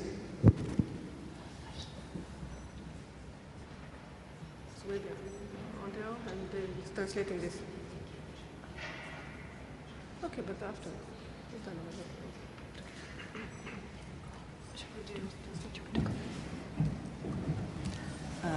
Мне поможет ответить моя англоязычная коллега, но я хочу сказать, что в первое послевоенное время преследование именно за уничтожение евреев особенно не выделялось. Это уже в процессах 60-х, 80-х годов были специальные процессы над людьми, которые принимали участие в уничтожении евреев, как-то территориально определены, или вот, например, Киевский процесс 1961 года над сотрудниками охраны лагеря в Собиборе. А в первое послевоенное время никто не разбирался и не различал этих процессов. Это все были люди, которые уничтожали мирных граждан. I would say that during the first post-war years, there were no specific attitude to people who killed specifically Jews, because it was a part of a general policy not to highlight somehow the suffering of some particular ethnic group, but only in 1960s and later this policy changed, and for example, a well-known trial of 1961, where some people who served in Sobibor were condemned and trialed in Kiev. Only later, this topic of killings of specifically Jews was somehow publicly reflected in the Soviet Union. If I could just sort of add one quick sentence. So it's a really good question.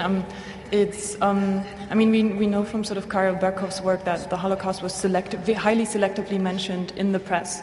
To what extent this sort of played a role when sort of this decision is made in Moscow, that I can't answer yet. I have to go back to the archives for that, though I'm not quite sure if I'll actually manage to find something, but I'll definitely keep that in mind. Sorry? No. Sorry. Thank you very much for this question about the gendered testimonies. Gender is, of course, negotiated and constructed depending on the audience and depending on the particular setting. And that also goes back to the question what Béla was asking about the court system.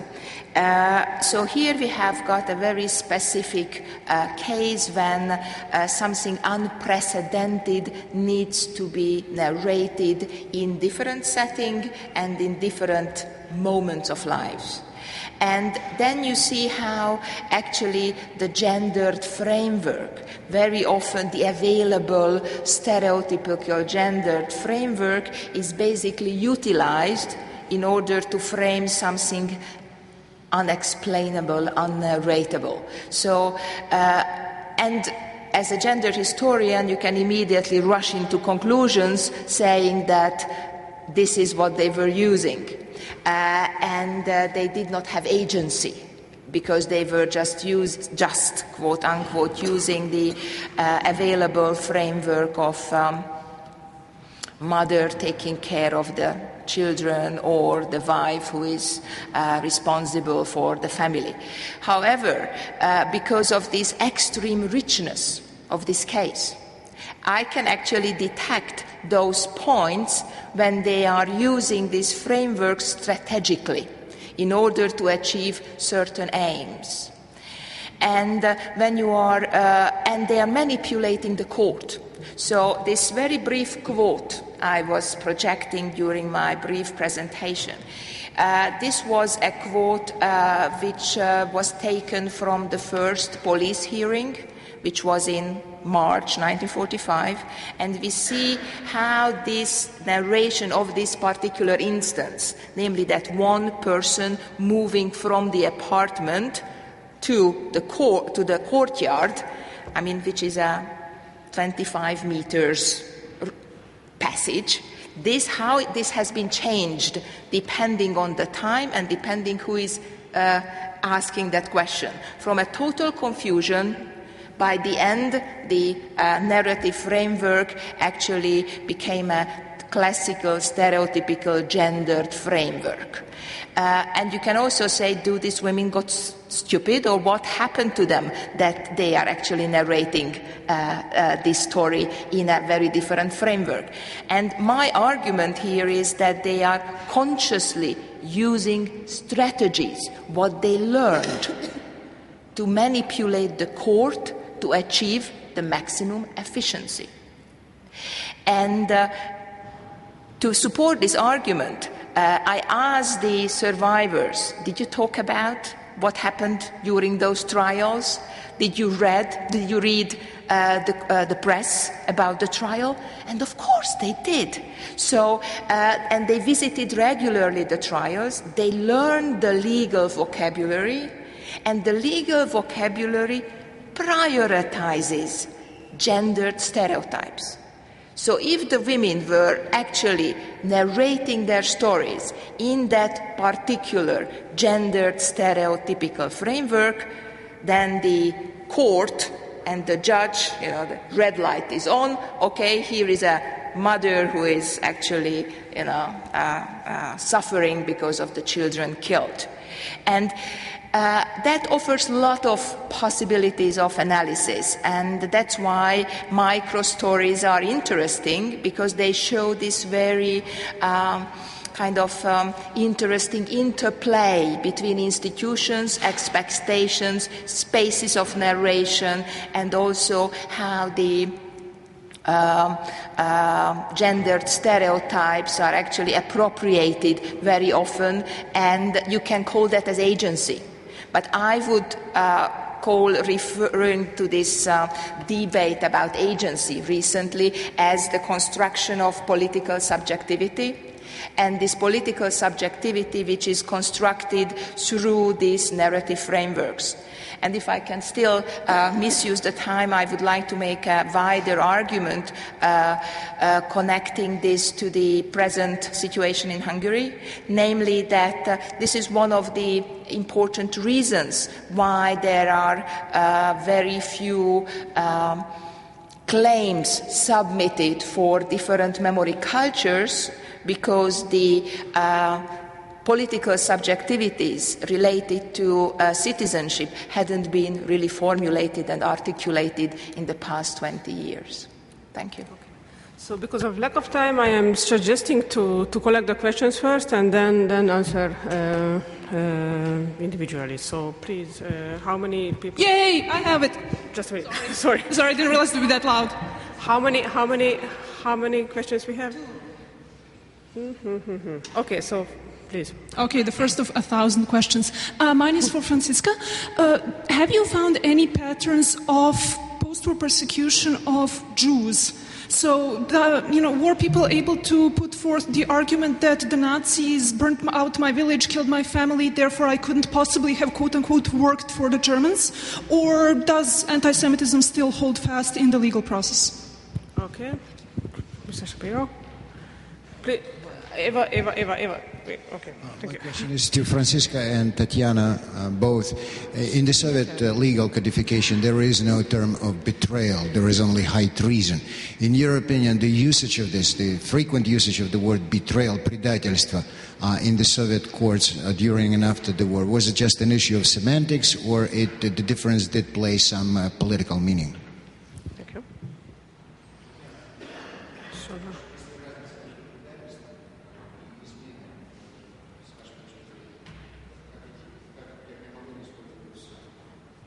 Thank you.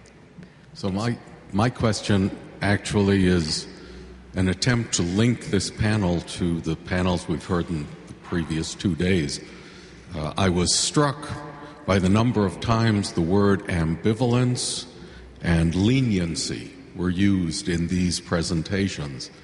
And, of course, yesterday in our discussion of police forces and how they were held to account or not held to account, those words appeared again.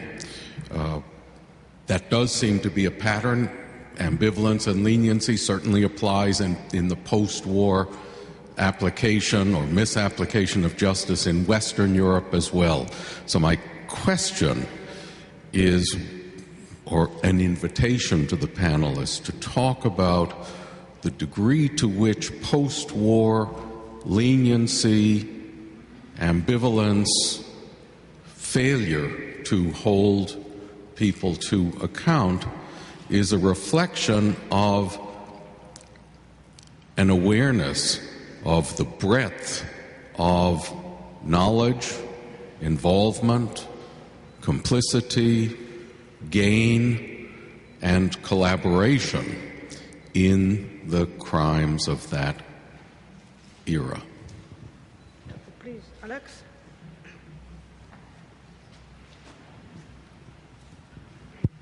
Ja, herzlichen Dank, Alexander Korb, Wiesenthal-Institut. Ich fand das ein sehr, sehr spannendes Panel und habe eine Frage an Dr. Pastushenko.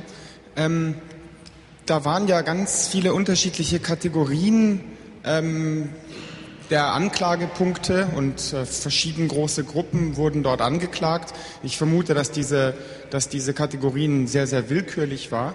Aber eine Sache ist mir aufgefallen, nämlich dass 1943, 1944 sehr wenige UPA-Mitglieder nur angeklagt waren und dass 1946 diese Zahl der Angeklagten sehr groß in die Höhe springt. Woran lag das? Wurden die vorher nicht festgenommen oder gab es eine Art Verfolgungswelle gegen was von der UPA übrig war? Kinga, you still have your question? Kinga, you still have your question? No, that's it. So please. That's it. That's it. We are waiting for the answers. Thank you very much for this very important question. We can, of course, frame it as failure, but I would like to bring in two examples. One example is that in 1945, most of the war criminals were condemned based on the laws of 1920 and 21 in Hungary, which were passed after the Soviet Republic. So I believe that we should reflect on the failure of the legal systems and the legal professionals, because definitely the response, this normative, regulative characteristic of the legal system and how the professionals who are actually participating in this process, how they were trained, what was their legal repertoire, and what were the available legal frameworks. And that influences what actually has happened. And if you look at the legal framework, it was only Hungary where the post-Second World War legal process was regulated according to the Soviet law. Because in the other countries, they were persecuted according to the national framework. But the Hungarian law was written by a former communist emigre from Moscow, so he was very strongly taking examples and phrases from the Soviet legal system. So in that sense, this was the first step towards the Sovietization of the legal system. So when you are asking about if it was a failure, it was an institutional failure, it was a personal failure, it was basically requires a reflection what legal systems can do. And that's the institutional framework. But I would like to give another example, which is the individual level. I was looking at the files of the lawyers who were participating in this process. who were defending war criminals, who were those who were participating in defending war criminals in Budapest. So I was looking at their files and their lustration documents, and I found a very interesting collaboration between the Jewish and the non-Jewish lawyers. So the non-Jewish lawyers during the Shoah period, they were trying to protect some of the Jews, and interestingly enough, these Jewish lawyers after 1945 protected and gave testimonies to save those professionals. So it actually raises the question of different loyalties and different compliances. So I would argue that if we want to understand and think about the different levels, how the legal system worked, we have to think about professional loyalties, we have to think about continuities in legal systems, we have to think about personal interventions, because this particular decree was written by one individual whose son I interviewed, and he told me how his father was deeply involved in this process. I found those documents in the Ministry of Interior, the different drafts, how he particularly insisted in the good example of the Soviet Union. So when you are asking about if this is a failure, I would suggest that we should move away from this failure, because we all know that it did not really work well. In the Hungarian case, 40% of the cases ended with acquittal. So obviously there was something wrong, because that was either they were getting the wrong guys or they were persecuting in the wrong way. And what I found, they have got lots of ways influencing this process. So my suggestion is to look at this legal process in a multi-layered way, looking at the different vectors, as in the keynote speaker Doris was mentioning, that how this particular legal situation was constructed, and how the different actors who were participating in it were constructing their political, cultural, and professional subjectivities, sometimes forgetting about what we think they should not be forgetting about, and this is the justice. I guess I can echo sentiments already given out. In terms of failure of the Slovak courts, yes and no, again. The fact that the courts occurred was a major milestone, but at the same time there were certainly obstacles within the system. The national court functioned somewhat, but for local and the municipal courts, the courts had trouble finding prosecutors and judges. The courts were very, very unpopular with the public. There were a couple of political assassinations of judges, which also furthered people not coming through as well. But at the same time, there was also a 40% rate of conviction. So there were some people who paid for their crimes, but at the same time, it certainly wasn't. The unpopularity of that's quite common across Europe, was more at the heart of my question. To what extent is justice being administered? It's really this unpopularity issue that I think is at the heart of my question, not whether some people were convicted and some were not. To what extent did those social pressures, based on a recognition of the degree of awareness and involvement as crimes were being committed, result in justice being administered in the way in which it was? And I'll say again, everyone on the panel used one way or another the words leniency and ambivalence. So and I'm simply trying to link back to those questions we wrestled with the last couple of days. To what extent were people aware? To what extent were people participatory? To what extent did people gain and therefore not really want to look back and hold people accountable for what they did or what they gained? But thank you for the answer.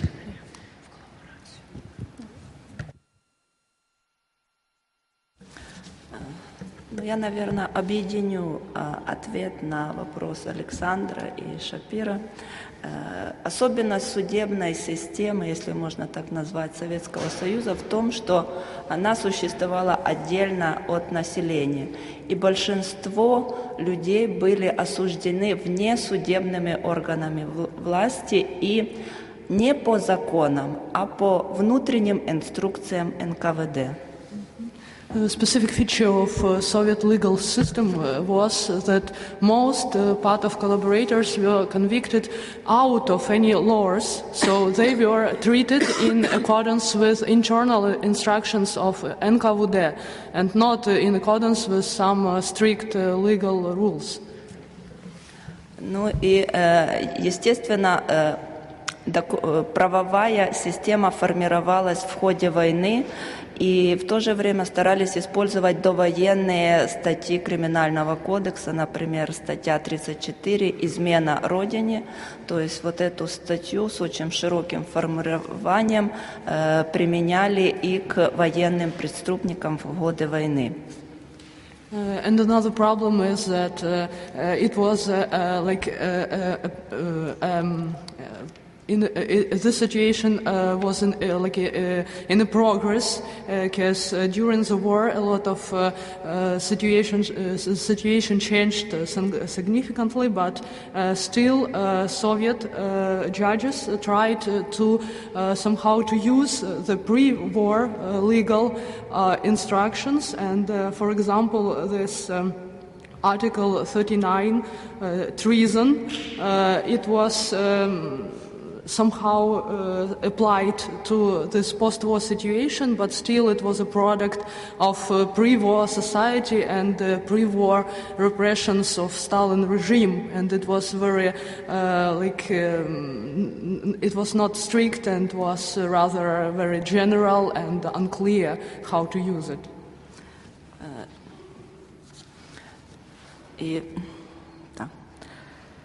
И такое большое резкое увеличение количества арестованных во время войны и в послевоенное время связано с несколькими моментами. Во-первых, очень много участников шуцманшафта, полиции были мобилизированы в армию. В 1944-1945 году они служили в армии. В послевоенное время появились новые факты, и к этим людям стали их арестовывать, предъявлять претензии в том, что они сотрудничали с немцами. Это первый момент увеличения количества арестованных. And another question about why in 1946 much more people were persecuted, and one of the factors is that a lot of people who served in Schutzmannschaft were taken to Soviet army, so they waged the war at the front, and then they came back, and some new facts about their activity under occupation emerged, some new testimonies, and that's why they were taken to prisons later. Второй момент. Очень много арестованных в 1944-1945 году, год и больше находились в тюрьме, и им не могли предъявить обвинение. То есть судьи не знали, по какой статье их можно осудить, и в то же время знали, что отпускать этих людей нельзя, они считались преступниками.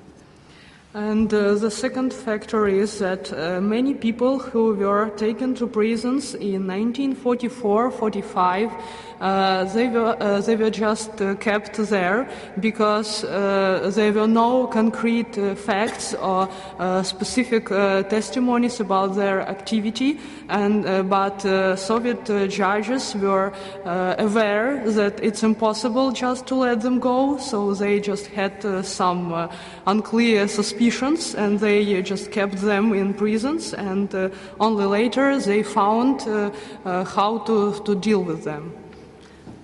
Очень многое часть арестованных, вот вы и по таблице заметили, был вопрос, была не связана с обвинением в сотрудничестве с немцем, например, участники ауновских организаций, сотрудники националистических газет, священники не той конфессии тоже подлежали аресту, и их считали предателями, антисоветским элементом. Поэтому настолько увеличилось число арестованных вот в 1945-1946 году. Это показывает о борьбе, особенно в западных областях Украины, с сопротивлением советской власти. And the third factor is that, yes, you are right, that many people were arrested specifically in 1946 because of this active struggle against the anti-Soviet resistance movement in Western Ukraine. So these were members of OUN, soldiers of UPA, also many priests who were not Orthodox priests, but mostly Greek Catholics or Baptists who were perceived as somehow guilty by Soviet regime. Ну, и нужно сказать, что повоенные процессы людей не только осуждали, но и были оправдательные процессы, которые через некоторое время заканчивались оправданием. Пример: врачи психиатрической больницы киевской, которых в 1946 году обвинили в сотрудничестве с немцами, арестовали, а через несколько месяцев, год, их отпустили и сняли обвинения. Also, we should mention some exceptions there. Some people who were arrested, they were not repressed by Soviet regime, but some people were also proclaimed not to be guilty, and it was, for example, the case of doctors of psychiatric clinic in Kiev, right? Yeah. In Kiev, they were kept in prison for more than a year, but then they were considered not to be guilty. I can certainly echo sort of many of the things that that Tetiana said. That just to come quickly back to this question of the distinction between traitors and accomplices. So this, to my knowledge, most specific regulation of November 1943 makes that distinction between izmerniki and posubniki, the traitors and the accomplices, but that is blurred in practice, and which also has, I think, a lot to do with the leeway that the military courts have. Although in theory it exists, but yeah, then in practice it is sort of usually blurred. Something that Tetiana mentioned that I think what's fascinating also about this treatment of those who work for the Germans, that there's one case where mitigating factors are being taken into account, and that is the case of what I would call the so-called traitors turned partisans, or then turned Red Army soldiers. So the people who first work in the German police and then go over to the partisan side, usually in 1943. And this is all known. I mean, it is not known that there are policemen. It's a policy that's coming from Moscow that is actively encouraged by the Soviet partisan movement. And so these people then fight on the partisan side, and after, when the partisan movement dissolved in 1944, and if they survive, they go on to the Red Army. And so if they survive that and then come back home, then they are usually being put on trial, but then the fact that they served and shed their blood for the motherland, as it usually said in the sources, is then often taken into account, and the sentences are lowered from, like, let's say 25 to 10 years. So this is the only exception, or this is the only case where I found that what the penal code, sort of the legal code, calls mitigating circumstances taken into account. But it's also interesting that it's sort of the people who had previously fought against the Soviets. It's policemen who had taken part in the shooting of the Jews, which then in the partisan movements also creates tensions in the units when sort of Jews who survived and fled to the forest to fight with the partisans then in these units meet the policemen who had helped kill their parents and were now integrated into the partisan units. So that's an interesting case, I think. I'm not quite sure, because of the acoustics, could you just sort of repeat your question about the anti-Semitism pattern? My question was, did you see any pattern of Jewish survivors in post-war Belorussia being able to argue that, no, I couldn't possibly have collaborated with the Germans in any way, shape, or form because they killed my family, they burned down my village, I was Jewish? Or did good old-fashioned anti-Semitism still hold true, and so little distinction was made between Jews and non-Jews, or even being Jewish could be seen as a disadvantage by the courts? I think I've seen different things in the sources. I think there's a suspicion towards Jews who survived as partisans fighting in the forest, because the assumption is everybody else was killed. How was it possible that you survived? How were you able to leave the ghetto? What did you do for that? But at the same time, so there's the famous Jewish partisan unit, the Bielski brothers, who fight in Western Belorussia. It's interesting that most of these people take then advantage of the Polish-Belarusian population transfer, forced resettlement, and then leave for Poland and later the United States or Israel. So also because I think what I took from the memoirs is some faced this suspicion and they felt like, it would be better to leave. But I don't really see I don't see really like a pattern in that sense. I mean, people who had even